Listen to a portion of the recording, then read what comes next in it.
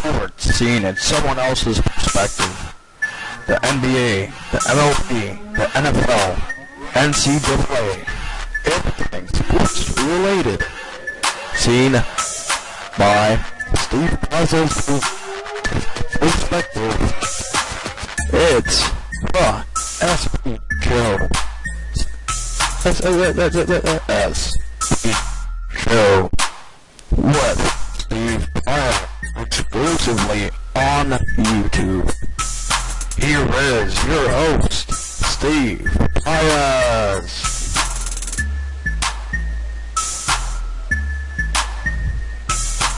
Alright guys, we're back on this April 2nd with the SP Show. So, it's been rather crazy weekend. I can't believe the Ohio State-Kansas game was that close. But that was insane. That was a very close game. It was going towards Ohio State at the end of the game. I did go for Kansas, even though it wasn't in my bracket, but I was going for Kansas, Kentucky in the final, and guess what happened? Kansas-Kentucky championship game. In this show, we don't really analyze NCAA, like analyze how I do with NBA. It's more of a professional-based sport directed show. But yeah, that's how that is. But yeah, and yeah, guys, it was pretty crazy. But great job, Ohio State, great run, and the best for you guys next season. So now we're gonna talk about the NBA. It was pretty crazy. All these teams trying to make a last push for the playoffs. But we're not going to analyze that yet. First, we're actually going to just talk about the scores. We're just going to talk about the scores first. You know, tell you guys who won. Just give you guys like... Actually, I'll just tell you what impact they just had during the weekend and how they moved up and down the ranks in the playoffs. Yeah, that's better. So, I'm gonna tell you guys about the playoffs in a bit, but we're actually gonna analyze the Chicago Bulls Oklahoma City Thunder game. So let's do that. So, the game was yesterday at 1 p.m. in Oklahoma City. Oklahoma City beat Chicago 92-78, which was sort of an upset in my opinion. I think the Bulls are better.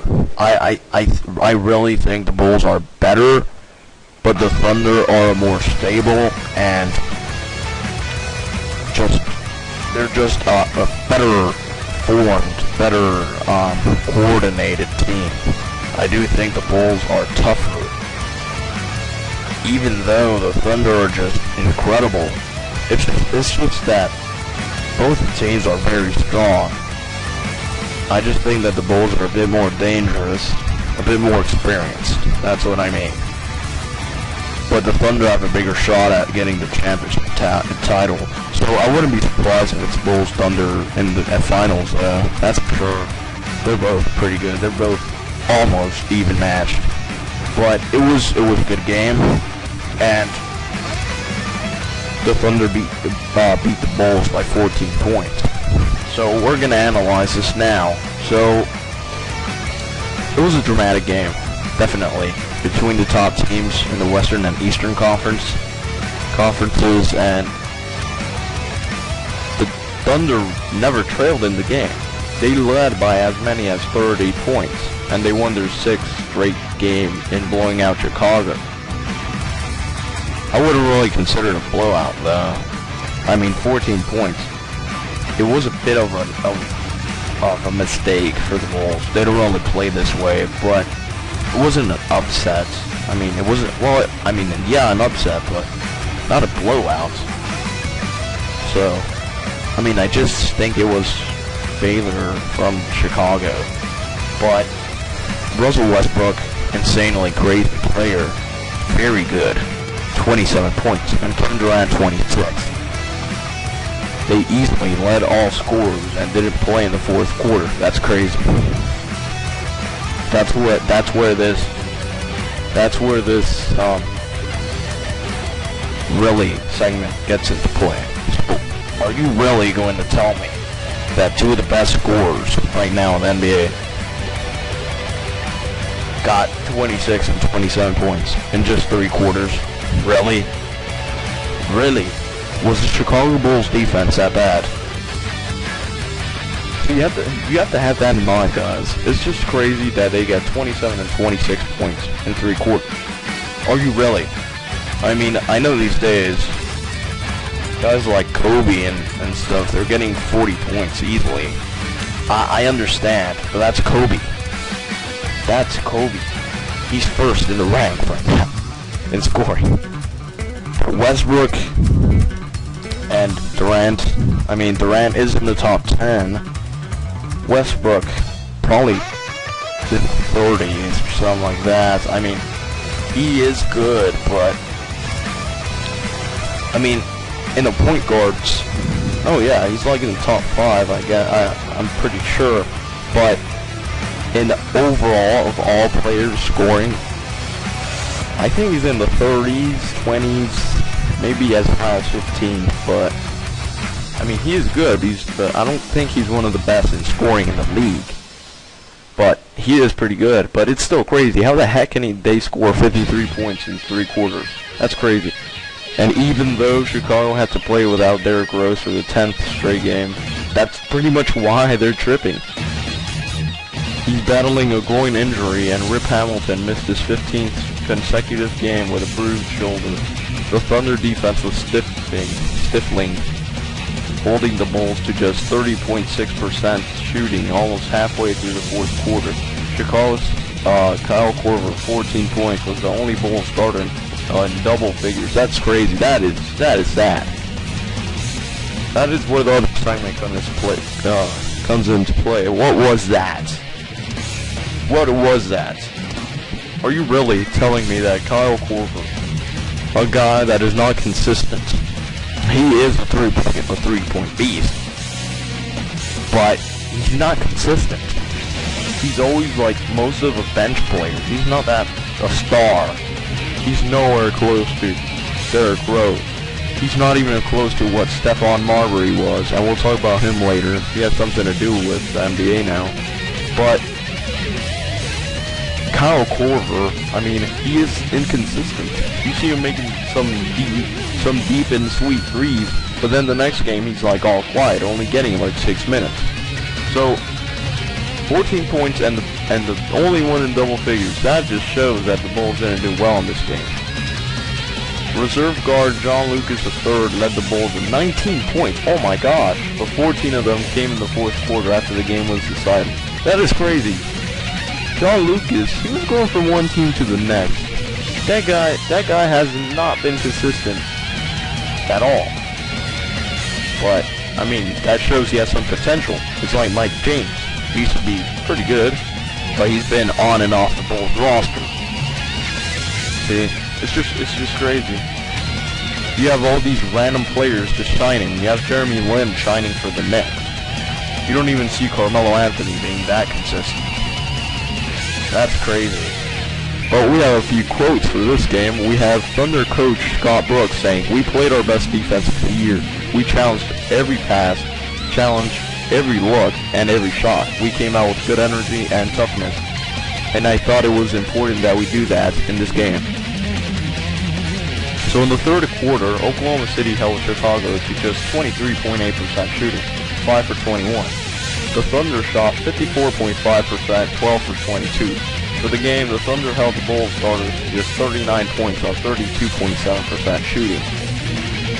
Turning point of the game was when the Thunder never really trailed, but Oklahoma City really ran away from Chicago in the third quarter by holding the Bulls to just 10 points in the first 9.5 minutes of the quarter, and only 12 for the entire frame. Meanwhile, Oklahoma City scored 31. turning a 10-point halftime advantage into a 29-point cushion going into the fourth quarter. Oklahoma City had this game in the bag, and we'll see exactly how much later in the game stats, promptly when we see that. But we have the second quote, when Bulls coach Tom Thibodeau says, "It wasn't just the third quarter, it was the second and the first two. We didn't come ready to play, and that's on me. They were much more aggressive than we were, and I didn't think our defense was very good either. When you play like you're basically beating yourself."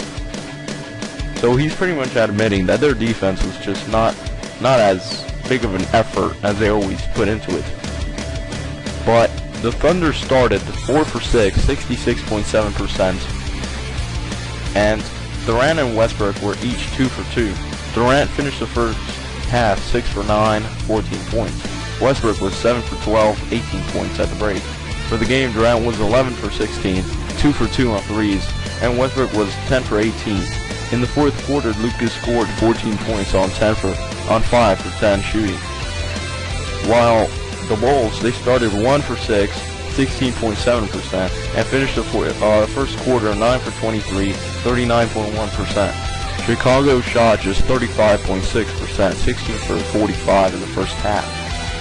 Joakim Noah was 0 for 5, and Lucas was 2 for 8 in the first 24 minutes. Noah finished 1 for 8. Luol Deng was 4 for 13.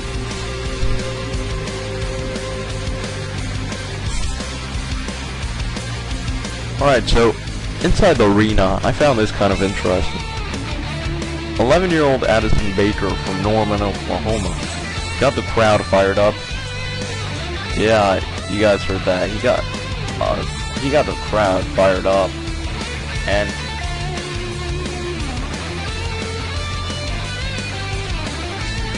so you have that 11-year-old Addison Baker. You have him firing up the crowd with a rendition of the national anthem that was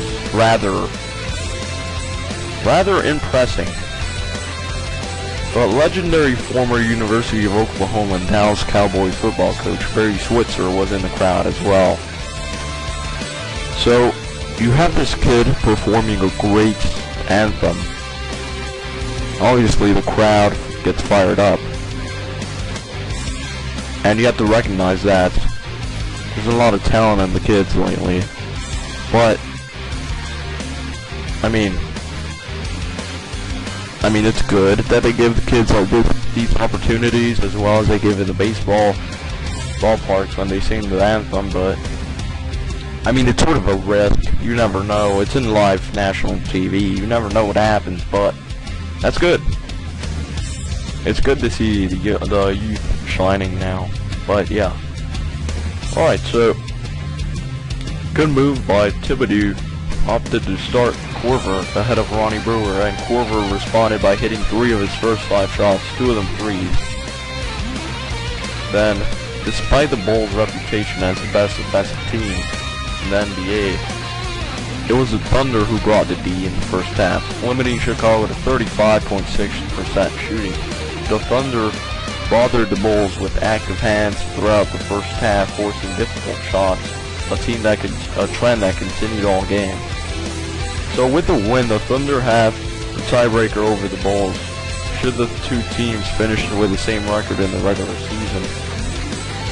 That could come into play if both teams make it to the finals. So, Chicago's 78 points is the second fewest for the Bulls this season. Oklahoma City has won 6 straight games, the third such streak of the season. The Thunder has now held 14 opponents to less than 40% shooting this season. Oklahoma City is now 16-3 in national TV games and 6-0 on Sundays. So for the next games for the Bulls, you have today against the Rockets, and in Chicago.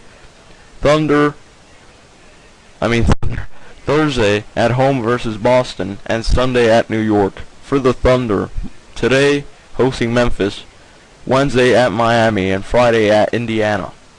So you have those games coming up.